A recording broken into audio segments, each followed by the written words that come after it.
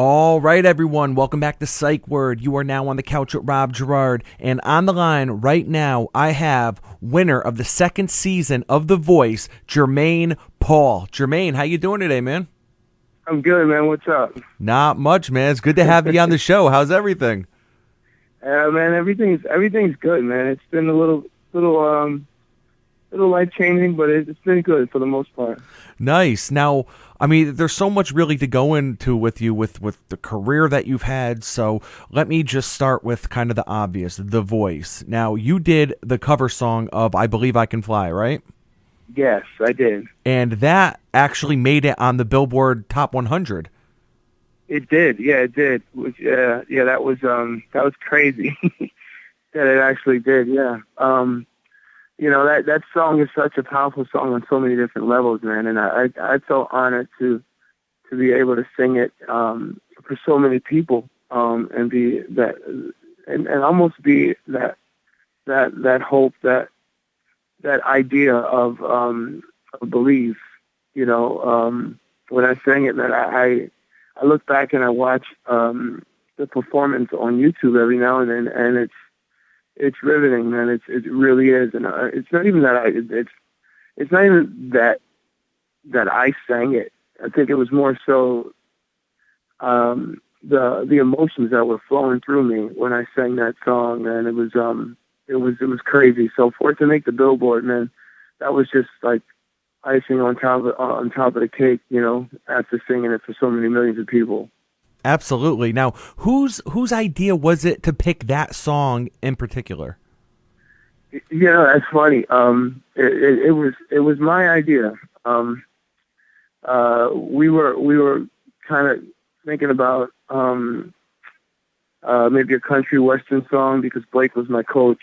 And we're also contemplating some other songs, but for me, like I really meant more to me than just, the typical I Believe I Can Fly at the end of an award show, or, it was more,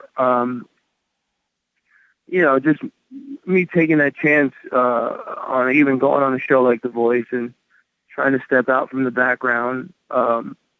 It meant more. It meant so much more to me than just the show.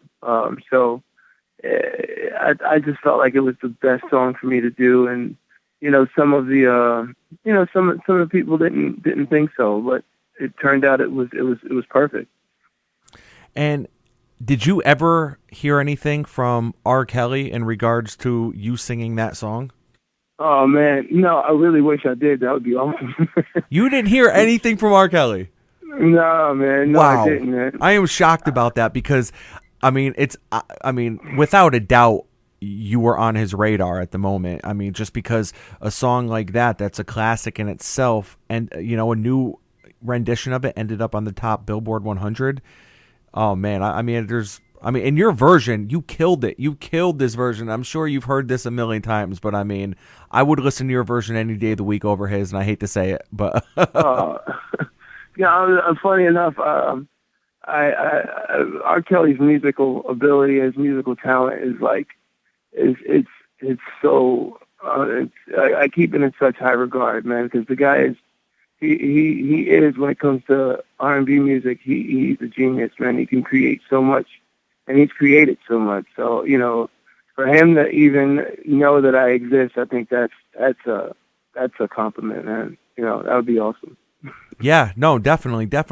And it would be one thing if, you were just kind of this nobody that had no musical background or anything. And like some of these people have, obviously they have great voices and whatnot, and they just kind of come from nothing, and they're like waiting tables their entire life, and all of a sudden, boom, they're on the show.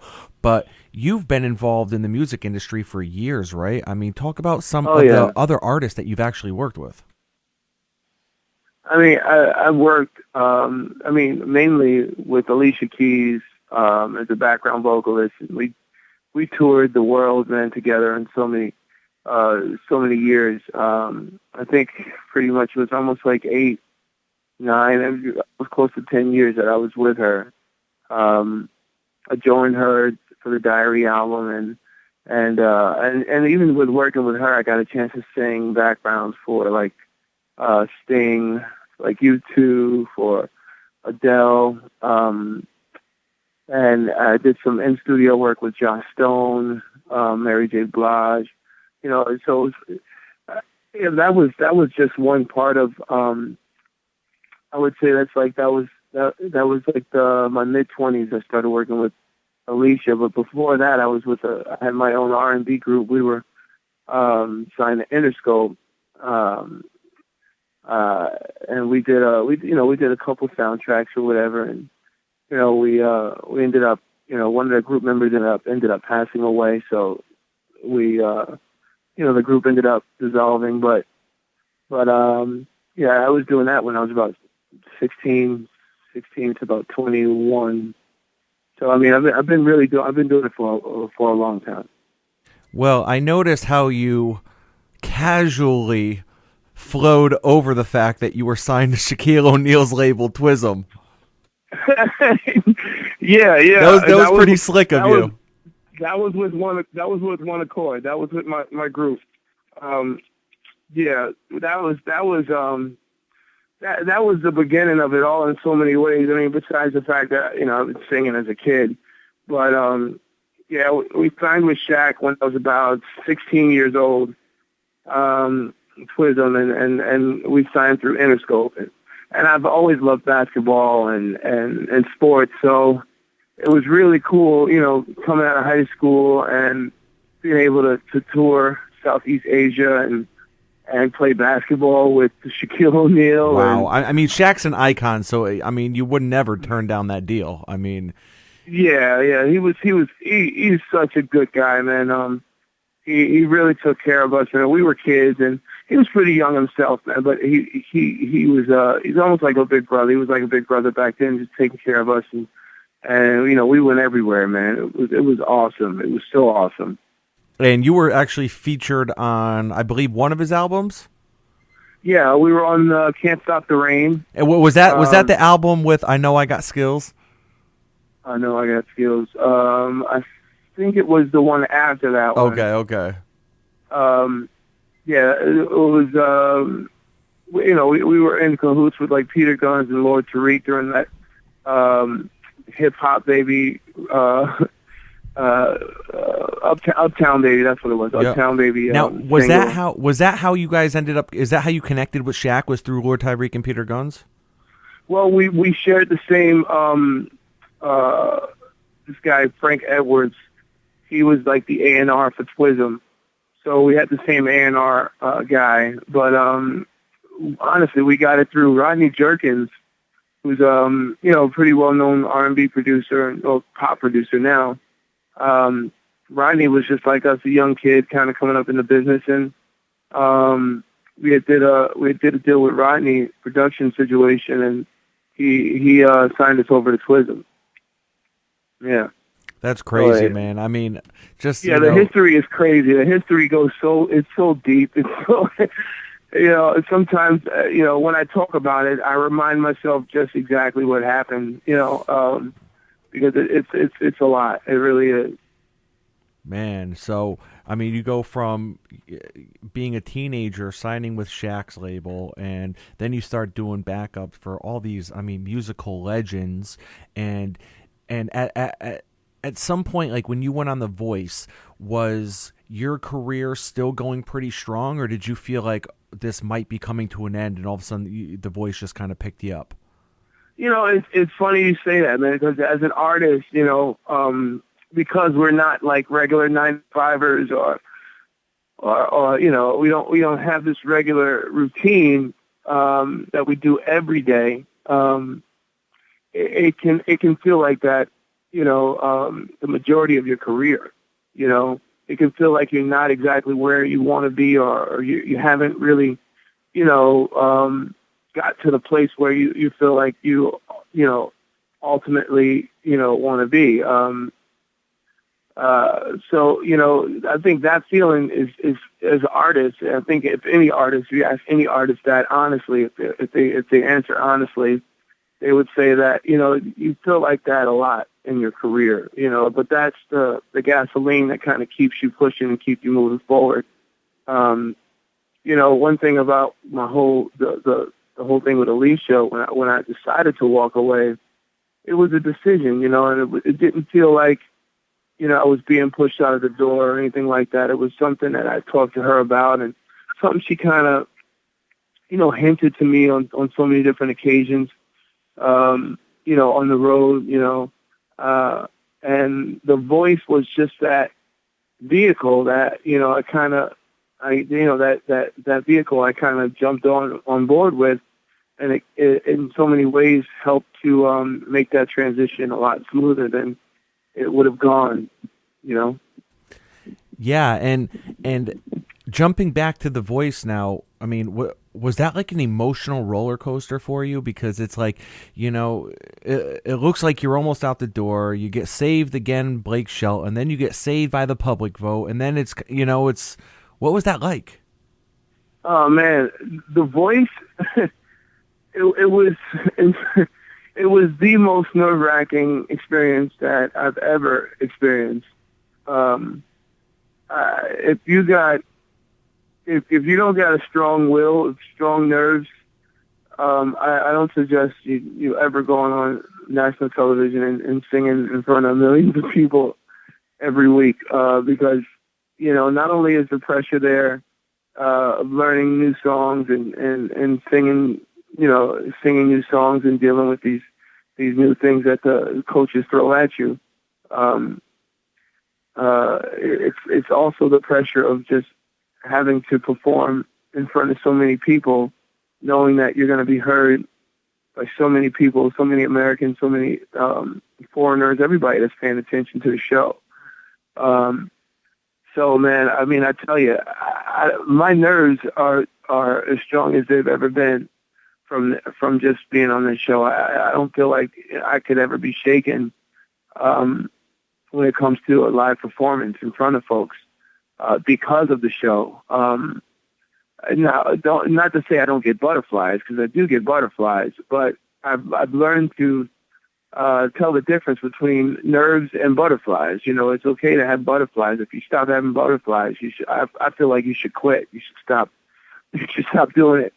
The butterflies actually help with the performance. They add to it. But my nerves are pretty good now because of the show. Now, how has your watching and your viewing of The Voice changed since winning it?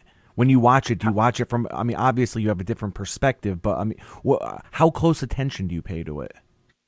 I'm sorry, I couldn't hear you on that one. Can you say that again? Yeah. Since winning The Voice, how is it different watching the show? Oh, watching the show? Yes.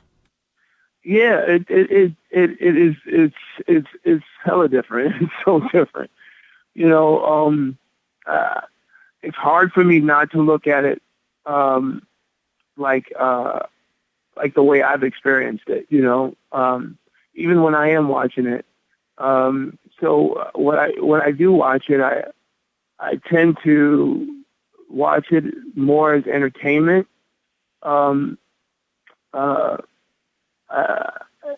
Because when I when I was on it, it wasn't entertaining. It was more of it was such a big moment for me, So when I watch it now, and especially when I see the battles and things like that, it's more entertaining.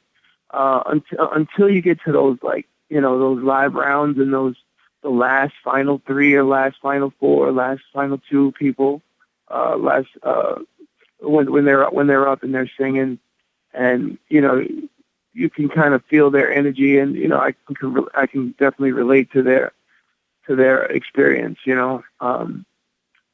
but during the show, I think it's more entertaining, Now, absolutely, I agree with everything that you're saying.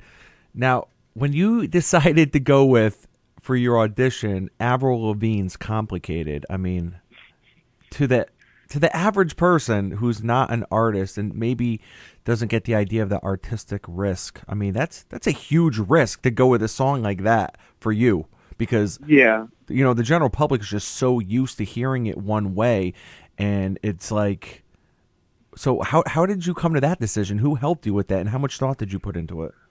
Well, with that one, the producers, they gave us a bunch of songs to choose from, and it was either that one or like I think it was a Bruno Mars song. I forget which song it was, but it was either that one or a Bruno Mars song.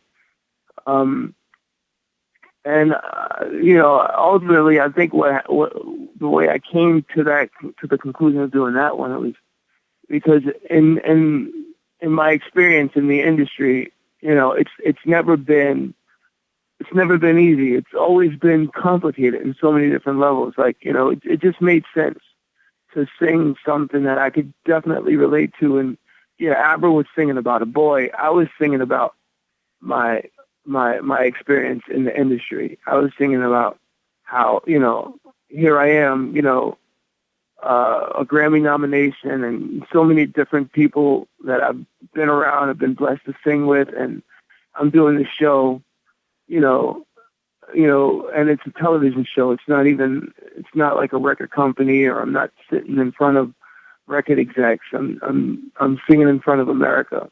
So it was like, for me, it was more like, why does it always have to be complicated for me? Why isn't it ever simple? Why isn't it, you hear those stories of people walking in and, singing for some label president, and he signs them on the spot. Like, why doesn't that happen for me yet? So I think for me, to choose that song was perfect. Yes, definitely. I mean, you killed it, obviously. Now, what quickly was going, because you had to think literally on the spot. Now, when it came down to choosing between Blake and CeeLo during that initial, turn, I mean, what made you go with Blake over CeeLo? Yeah, I know so many people tell me, why'd you go with CeeLo? I'm like, yeah, it must have worked because I won, So, the reason I went with Blake, honestly, first off, I just finished singing, and, the crowd is yelling, and they're going through whatever. They're telling me CeeLo, some people telling me Blake, some people, but I think more so than anything, when it came down to the decision, like right before I chose, I tried to make a connection with both of them. Mind you, they edited the whole questioning process, because I think my questioning process was longer than anyone else's. I asked so many questions because I really wanted them to understand that it was more than just a game show for me. This was my life. Absolutely. And CeeLo seemed almost like very nonchalant, and I needed him to take off his shades, and I needed to see his eyes, and I needed to feel like, yeah, man, I'm with you. You're rolling with me, I'm rolling with you. And Blake gave me that feeling. Oddly enough, he gave me that feeling more than CeeLo did. I really wanted to just experience that moment with either one of them, and at the end there, Blake ended up giving me that. Yeah, definitely. And I mean, just to kind of wrap all this up, your music career has spanned decades. Now, do you feel that? What are your feelings about being primarily known as from The Voice, as opposed to all this work that you've done? I mean, to your fans and your inner circle, obviously they know about your career and about how long it spans. But I mean, you're always going to be known as the winner of The Voice. Well, and honestly, I wrestle with this question, and I think I wrestle with this question, and what the conclusion I've come to is, you know, I'm a singer at the end of the day. I'm a singer-songwriter. To be called The Voice, even if it's for 2012 or whatever year it was,